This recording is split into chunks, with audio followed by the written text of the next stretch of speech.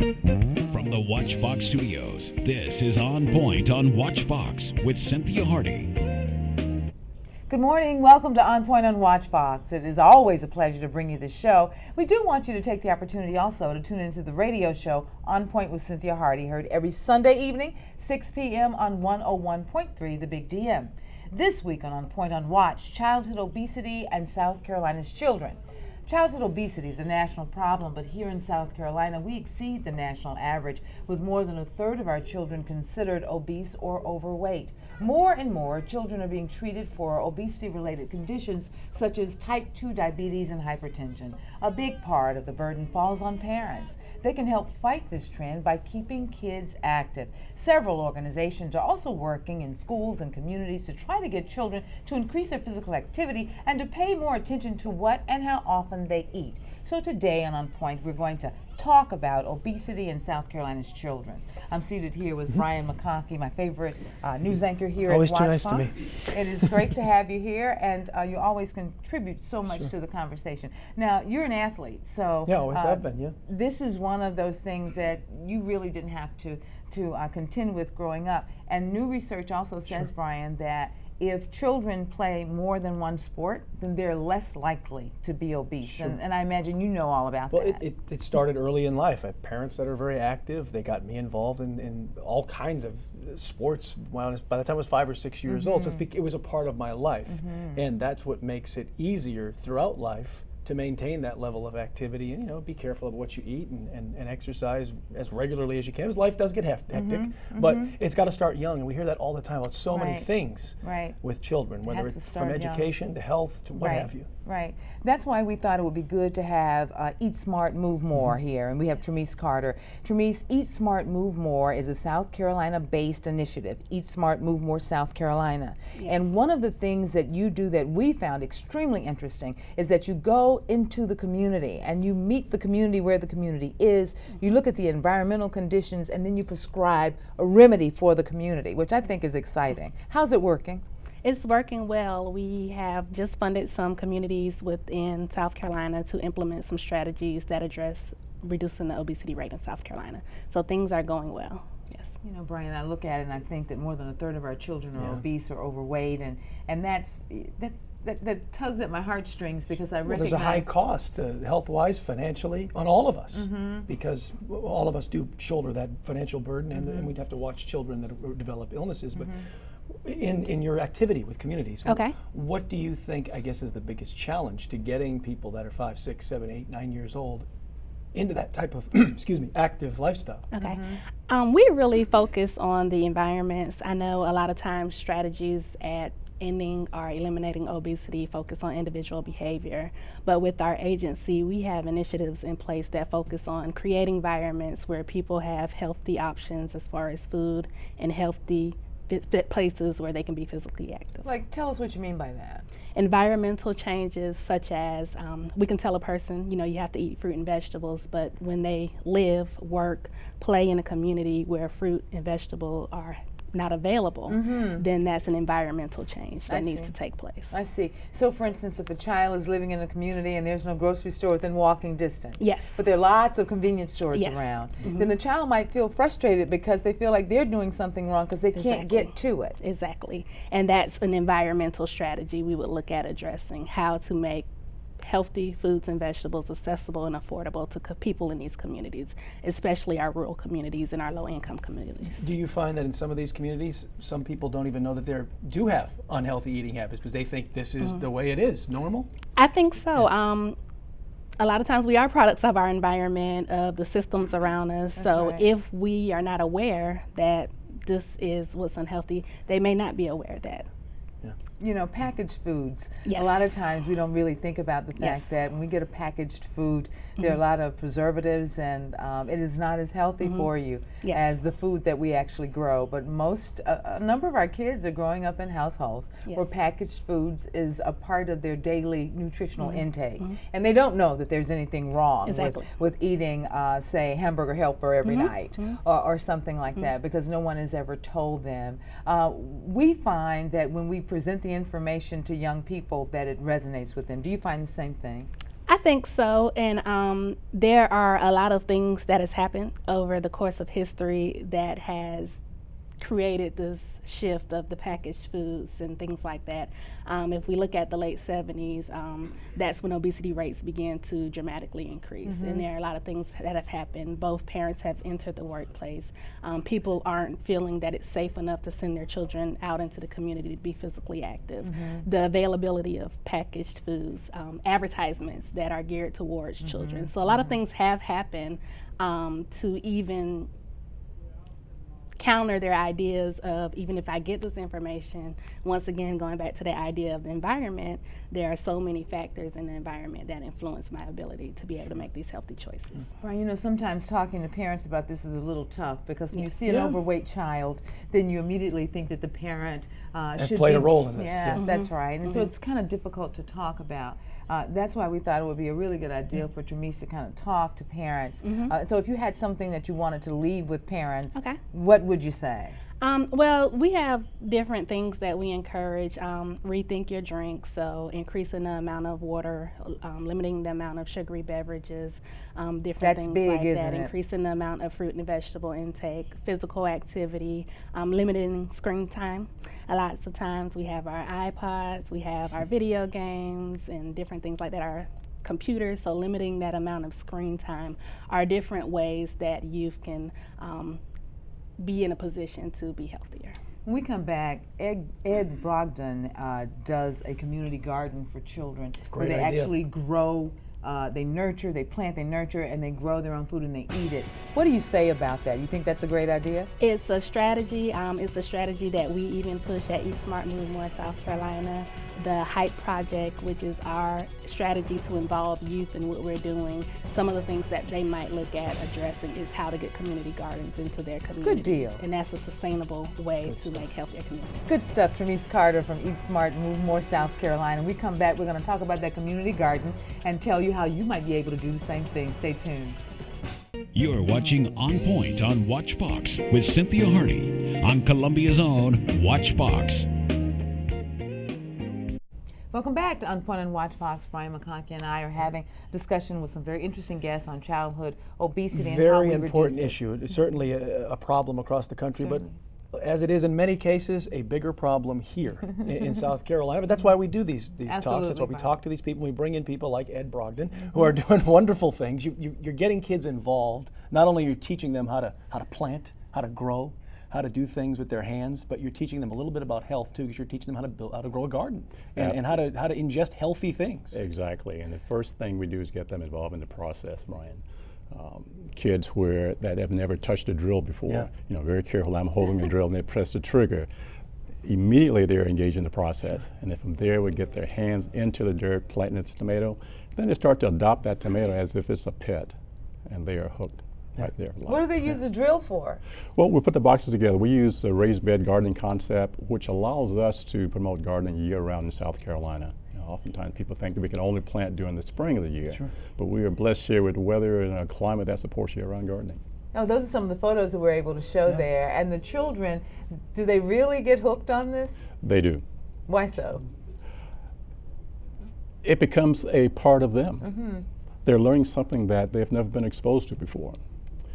When you teach a child to do something that's truly different, they take that energy, that information, and they use it to share with their peers. Carrots, purple carrot, you ever seen a purple carrot before? No, I can't say I have. Imagine a child planting a purple carrot and being able to share the information with everyone that they know. Yeah, look what I did, right? Exactly. Look what I did. And that is the key to the success of it. The child now becomes a promoter to teach the parent.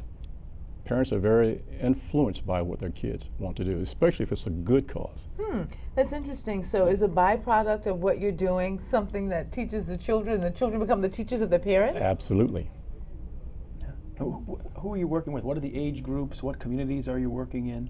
We have a garden at Irmo Elementary School that we put in January of this year, 2012. And that group was kids at the elementary level all the way up through high school. Really? So You're able to engage children that old. At They're that young still age. young and old, because when kids get into high school, sometimes they wane. They know everything. They already know everything. That's right. So they wane from those things like that. If you give them something interesting, they become a sponge, a dry sponge, and they start to absorb all the information that they're getting, and it becomes a part of them. Yeah. Now, in the community near C.A. Johnson High School, you get a lot of kids in that community also very, very interested. And a lot of those kids are kind of landlocked. There are not a lot of grocery stores that are right there around them. Sadly speaking, true. Yeah. So when you talk to them about eating fresh vegetables, what was the initial response and what's their response now? Well, we introduced some vegetables that they were not accustomed to, like zucchini squash, eggplant. They were attracted to the color. So after the vegetable were at a stage, maturity stage, that they could actually eat them, they were very excited about it. You know, the taste was very, it was refreshing. So they take them home and they cook them, their parents help them prepare them? Exactly. In some cases, they took home a recipe to help the parents to show how to use this particular plant that was grown, that they, becomes a part of the diet again. Have you found that some parents too get involved in the planting process as well? Not only the back end where the kids bring it home with the recipes, but they want to get in there and do these activities too, the whole ball of wax, so to speak? They did. At Irmo Elementary School just yesterday, the planning instructor there told me that a number of parents had to plant a garden this year because of the kids being involved. What do you mean? They go home and they say, Mom, Dad, we got to do a garden. Yeah. We got to do a garden, exactly. Yeah. And that's very rewarding. I think it's heading in the right step when you get the kids telling and influencing the parents to let's plant a garden. Are you surprised that we have so many kids that are overweight and obese in South Carolina?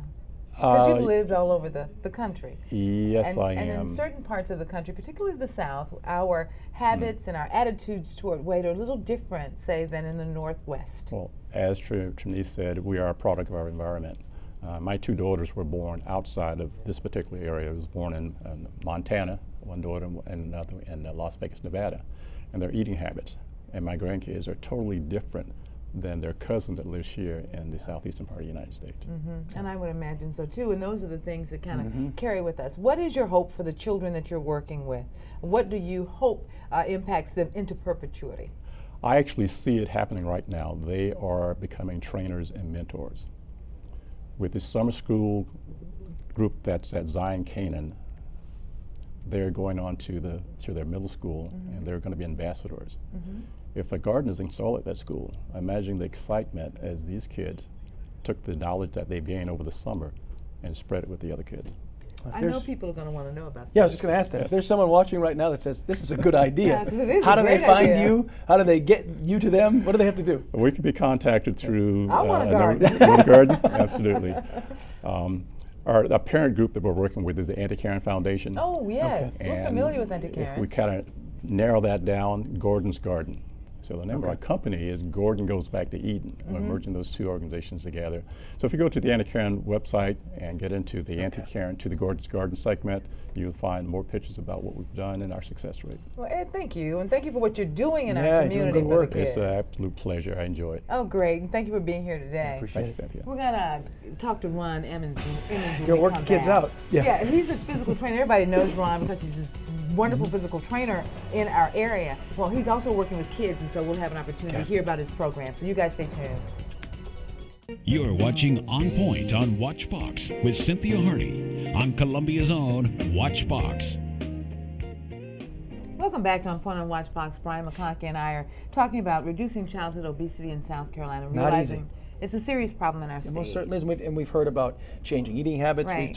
We've heard about just addressing the problem and letting it know that it's there. Those are two parts of the attack. That's right. The third part is here now. That's right. The third part is here now. Got to work it out. Yeah. And to have Ron Emmons here in our studio is really great. It's an honor for us to have you here. Thank you, Cynthia. You are one of those trainers that has really made your mark in the state of South Carolina. And a few years ago, you started focusing on children as well as adults. That is correct. How successful have you been? It was very successful. I was at Greenville Elementary and worked with the kids over there and taught them a lot about, first of all, nutrition. Because a lot of times when the parents pick the kids up from school, they take them straight to Mickey D's.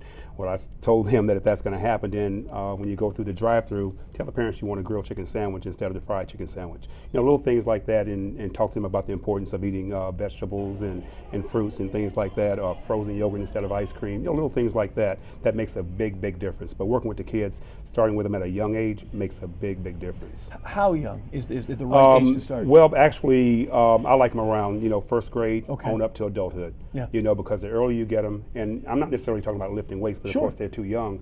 But you know, just small things like stretching and calisthenics and things like that, and teaching them proper form and exercise is extremely important. But most importantly is getting to the parents first, because you know, to reach the kids, you have to get through the parents first, and then once the parents have their workout regimen and know the importance of training and nutrition, then it filters on down to the child. Sure. You know, Ron, a lot of times parents kind of miss the mark with that because we want to please the children. We do. And so, you know, Yes, we sugary do. sweets really pleases them. They like it. And True. maybe they like it because we've gotten them accustomed and you know, to it. not like I tell my clients and also the kids too, well, if you're going to cheat, cheat small. You know, just do enough to just basically get out of your system and then get back on track. You know, because everybody's going to cheat a little bit, but it's a matter of how much you cheat. It's just like portion sizes, extremely important. What do you think has been the biggest deterrent to kids being healthy these days? Well, one of the things is, and one of the things is the system, and what I mean by that is the fact that when you look at the system and then people that are getting funding and things like that, it doesn't filter down to people like myself, like the trainer, who are actually doing the hands-on type training. So from an educational process, it would be great if some of these agencies out here, and say the school system, superintendents and things like that, will work with more with trainers, people like myself, you know, to come up with a structured system that you can actually put into play, and then we can work together on it and make everything stronger. Because you know, right now South Carolina is ranked like number 8th in the nation in obesity and 13th in the nation in childhood obesity, and it's just unacceptable because we have resources like myself and the other agencies out here like DHEC and the school system, and we should be working together, you know, from a collaborative Did you have effort. recess when you were in We school? did, of You course had we did. recess? We had recess, usually about 20-minute periods. I think we may have even had twice a day. Okay. And we certainly had physical education, and I know a lot of that is diminished. It has, That's part of it. and that's, you know, because of budget cuts and things like Yeah. that. But even still, not even holding that, you know, as far as, you know, I know people are held accountable for things like that. But if you look at the big picture, if a person knew what to do for breakfast, and say the worst thing they did was basically had a bad lunch at school, but then come back home for dinner, and if they basically, the parents knew what to serve these kids and stuff from a healthy standpoint and from an exercise standpoint, you know, I think we can actually, you know, pretty much beat the system. You know, they can still get in good shape. You know, but yes, exercise has been taken out of the schools, you know, so to speak, or at least it's been diminished. But at the same time, there are things that can be done outside of the school as well. You know, sometimes I don't think about the fact that parents don't really know what to do themselves.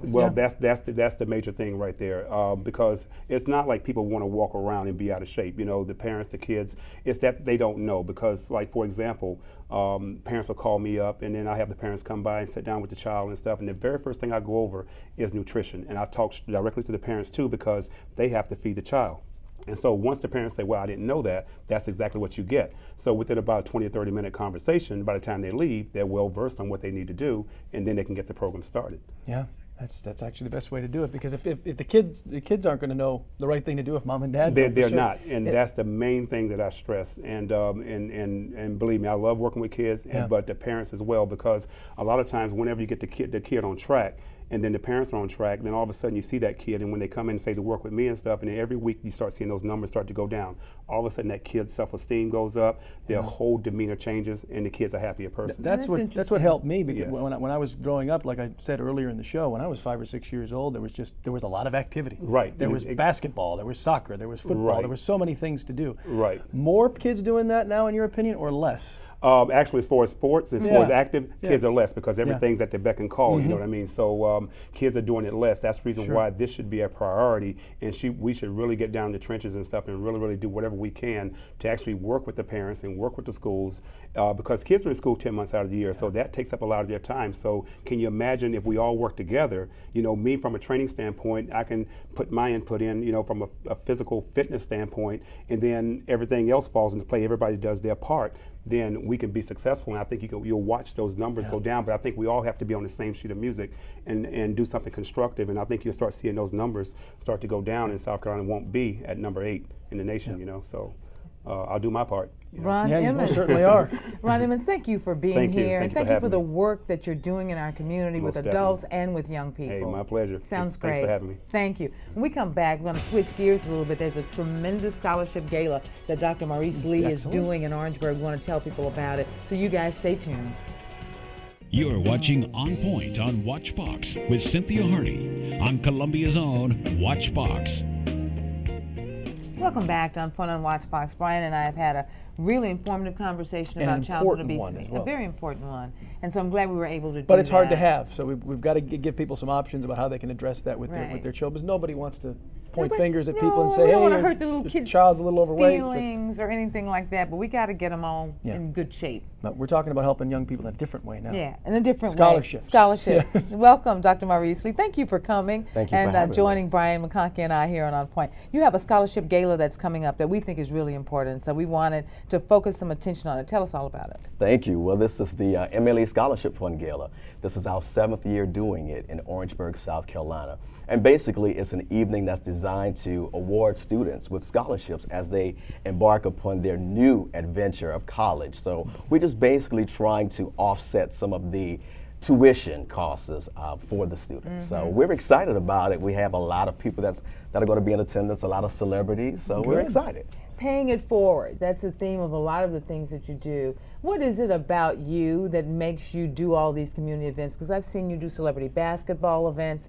They're events that draw a lot of attention, but they bring a lot of people too, donating a lot of money, and you always give that money back to the community. So what is it about you that leads you to do this?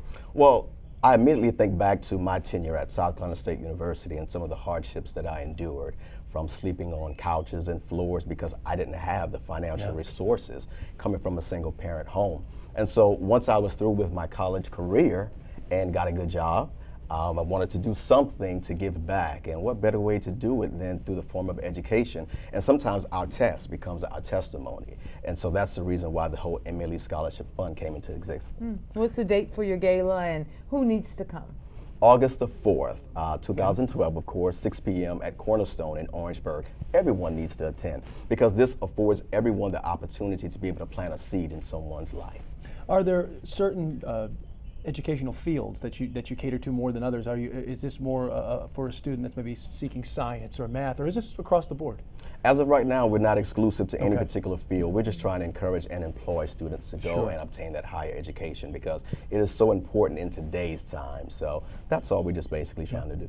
I know you went to school, Brian, on a athletic scholarship. It helped, yeah. It does help.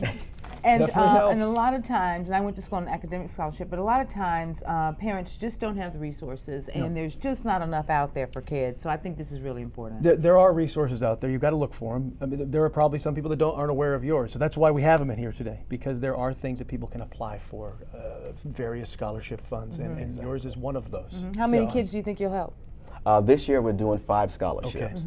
Okay. In addition to that, we are shining the spotlight on 7 community activists because it's important that we show the community that there are some people that are giving back. They're planting, wonderful seeds in the community. So, but since our inception, we have done over 80 scholarships. Yeah, and you get good sponsorship and things like that. So congratulations to you on the things that you do. We had your information up on the screen, and I think it's really important that we let people know. And oftentimes our smaller cities like Orangeburg could get overlooked, and so that's why we thought it would be really nice. We can't overlook this. No, we can't overlook here. this. No, it's just really too important. You raise a lot of money, you do a lot of good in the community, so I think that's really good. If you could say something to parents out there about the importance of pursuing higher education for their children, what would it be? Parents, it is definitely important that you inform your students about what state the economy is in now and how it is important to really obtain that higher education. Regardless of what your financial status may be, seek resources to find that extra funding for those students. Sometimes we have to take that leap of faith for the students and find those resources and be able to relay it to them. This certainly has to be a ray of hope to a lot of young people, because I would imagine you come across a lot of kids coming out of high school that say, I can't go to college. There's no way. I can't do it financially. It's not for me. I can't handle it even brain power-wise. But you have to talk them into saying, no, yes, you can, right? Yes, you can. Because college is for everybody. I mean, higher education has to be for everybody. Yes. Because we can't just stop at high school. I mean, it's really important. The jobs that are out there right now are not jobs that are suited for just a high school education, even though that's a nice basis. But we really do need to use that to catapult us to other things. Exactly. And so it's really important. Even a book scholarship, even Yeah. $500 to help buy the It's a books big for the difference. Doesn't first sound like a semester. lot, Every bit but- helps. Yeah, you'd be amazed at how, just a little bit can really help. And so that's Saturday, August 4th. Yes, What time? 6 p.m. sharp.